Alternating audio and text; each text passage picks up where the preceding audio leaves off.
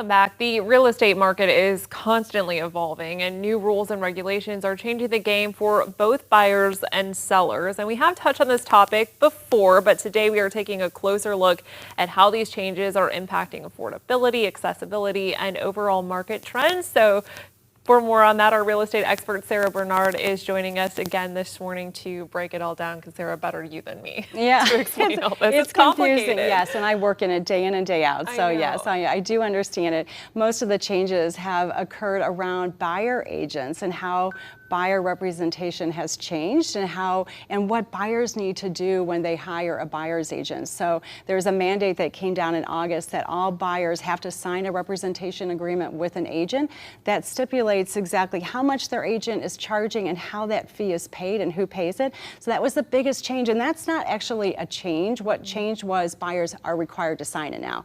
Agents have been using that document for years and years, so the document itself was not new, but using it is new.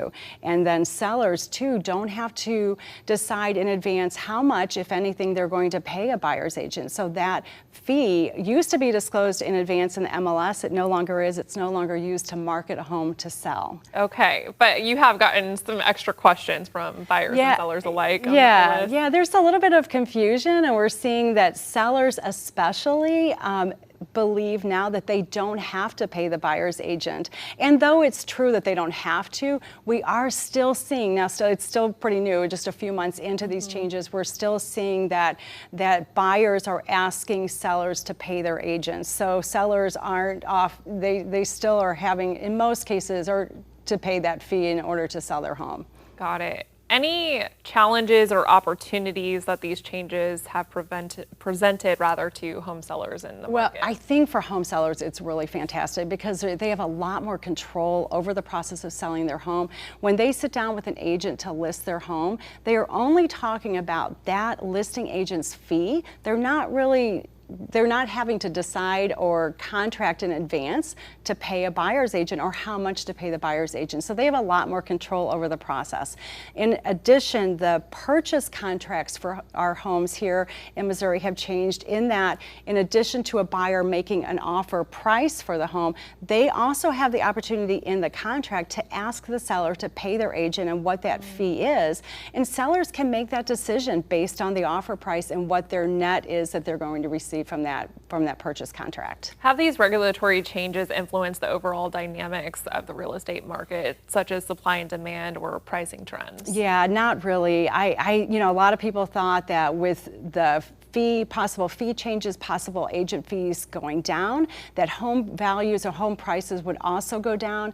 We are not seeing that, and I don't think that will ever happen. There's so many other economic factors that affect home values, and at the end of the day, sellers want to get as much as they can for their house. So that's what drives prices more than anything. Got it. Beyond the typical real estate fees, what other costs should buyers and sellers be aware of during this whole process? Right. I think people forget about some of these other costs in addition to agent fees, right, when they're buying or selling a house. So home buyers obviously need to be saving for a down payment on their home. And first-time home buyers that's the most important thing to be aware of because they may not realize. I always say plan on 10% down. It might be less than that depending on the loan product that you end up getting. You can talk to your lender about that. But plan on 10% in savings before you buy a home. And then of course when you buy a home, you're going to you may have to buy a refrigerator, a washer and dryer, or you've perhaps been renting, never had to buy those things before. Painting the house, new furniture, landscaping, all those fun things that come with home ownership. And then for sellers, the number one thing I see sellers forgetting about is the cost of repairs when they go to sell their home. So sellers have to be aware. I always say plan on 1 to 3% of the price of your home in repairs. So if you're selling a $400,000 home, plan on $4,000 to $12,000 in repairs after you're under contract. It's all negotiable, but sellers always forget there's things that have to be repaired in their home that they don't know about. Yeah, and buyers will ask for it. That's exactly right. Still a competitive market, Sarah, right? 100% it is. It's a low inventory still. We are still seeing multiple offers.